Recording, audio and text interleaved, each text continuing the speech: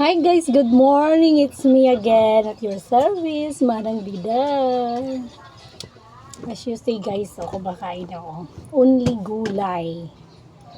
No rice. For 11 days na guys. Thanks God. Nakasurvive. No rice. Hi guys. Andito yung baby ko makit. Ang baby kong makulit guys. Sa Elidan Santos guys. Assist talaga lang. Nakain po kami ngayong gulay. Actually, may partner to pero para sa mga bata na lang ngayon.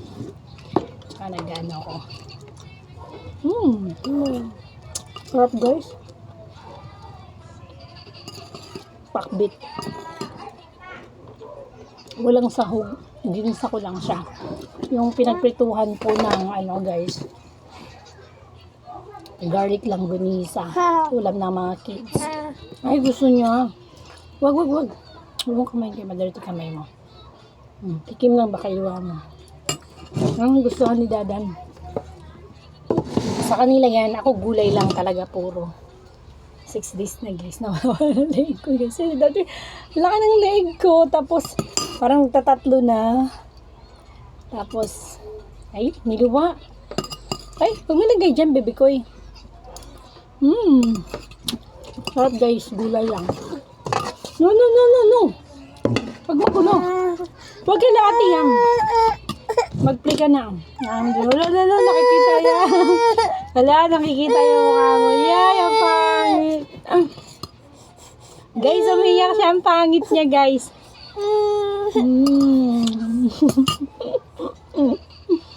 Ang sarap kumain guys ng gulay. Puro gulay lang. Tapos mamaya pipino naman. Sa gabi pipino binabakbak. Okay. Nilalagyan ko lang konting suka, konting asin. Yun lang guys. Huwag anak! Ang kulit ng baby ko. Okay guys. Napakasarap po pala. Napagan sa pakiramdam. Kasi tumaba talaga ako pagkatas kong mga anak nito. Naramdaman ko. Ang bilis kong hingalin. Pero hindi naman talaga ako guys more on kanin eh. Yung kanin ko konti lang pero nagtataka ako. Ang taba ko pa rin. Kaya sabi ko kailangan ko ng alisin ang kanin sa buhay ko.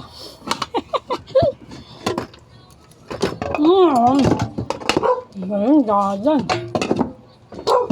Pasensya na kayo guys kasi magulo ang aking baby. Magpika na lang ng ball doon anak. You play ball doon. Yun sa ilalim. Magpika na ng ball. So, yun po guys, no?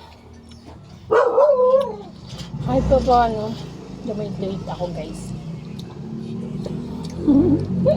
Lumit-late ng konti. Nabawasan yung, yung bigat. Kasi dati, 62, naging 62, naging 59 na lang. Tatlong kilang nawala.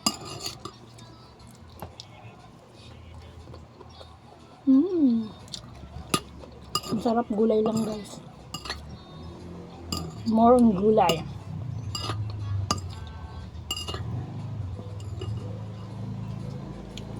Mahal kasi isda. Kaya pakbit na lang ako. Bumili ako 30 pesos na